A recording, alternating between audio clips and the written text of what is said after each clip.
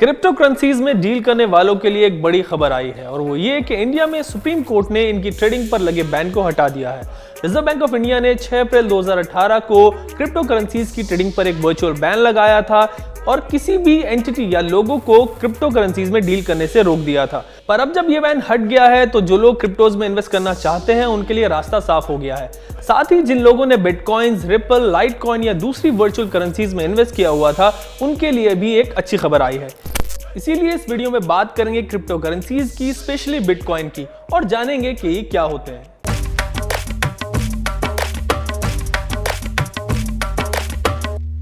साल 2017 में एक ऐसा फेज आया था जब क्रिप्टो करेंसीज की वैल्यू अचानक से बढ़ गई थी।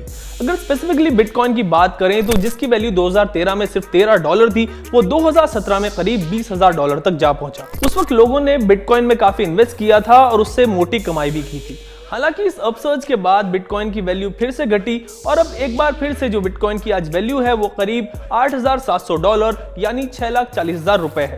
पर ये बिटकॉइन आखिर होता क्या है और ये कैसे काम करता है?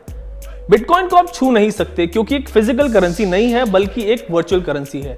जो आप फोटोज में गोल्डन कॉइन्स देखते हैं वो सिर्फ रिप्रेजेंटेशनल पर्पस के लिए होते हैं। बिटकॉइंस को सतोशी नाकामोटो नाम के एक शख्स ने 2008 में इन्वेंट किया था। हालांकि सतोशी नाकामोटो के बारे में कुछ वेरीफाइड इंफॉर्मेशन अब तक अवेलेबल नहीं है।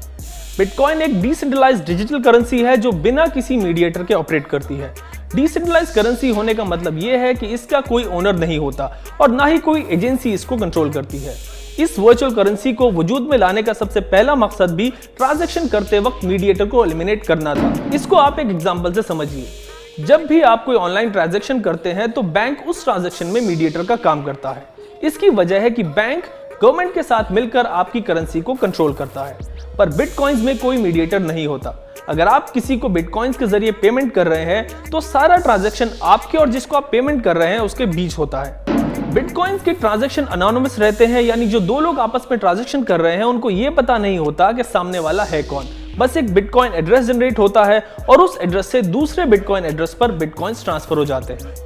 अब बात करते हैं कि बिटकॉइन खरीदे और बेचे कैसे जाते हैं। तो इसके लिए काफी सारी एप्स और वेबसाइट्स अवेलेबल हैं जो आपको बिटकॉइन वॉलेट फैसिलिटी अवेलेबल कराती हैं। इन ऐप से आप अपना बैंक अकाउंट लिंक करके बिटकॉइंस खरीद और बेच भी सकते हैं। इस वक्त एक बिटकॉइन की कीमत $6,40,000 है और अगर आप पूरा बिटकॉइन नहीं खरीदना चाहते तो आप इसको फ्रैक्शन में यानी कि पार्ट्स में भी खरीद सकते हैं।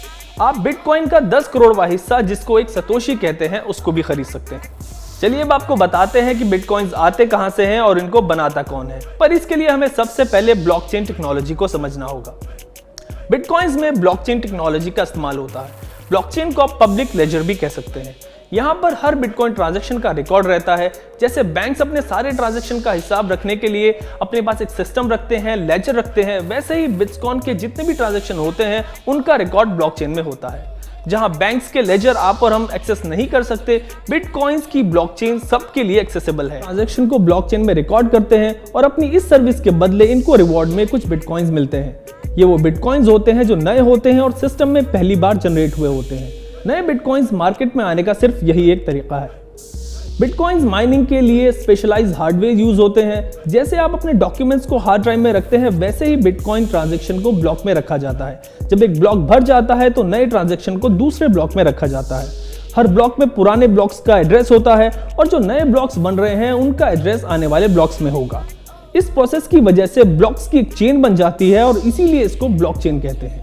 अब तक जितने भी बिटकॉइंस मार्केट में आए हैं उन सब की हिस्ट्री पब्लिक लेजर यानी ब्लॉकचेन में होती है। बिटकॉइंस एक हाई रिस्क एसेट है और इनकी वैल्यू काफी ज्यादा फ्लक्चुएट होती रहती है। 2017 में सिर्फ 35 दिन के अंदर बिटकॉइंस की कीमत लगभग 4 गुना बढ़ गई थी, लेकिन अगले ही 7 हफ्तों में करीब 70% तक गिर भी गई।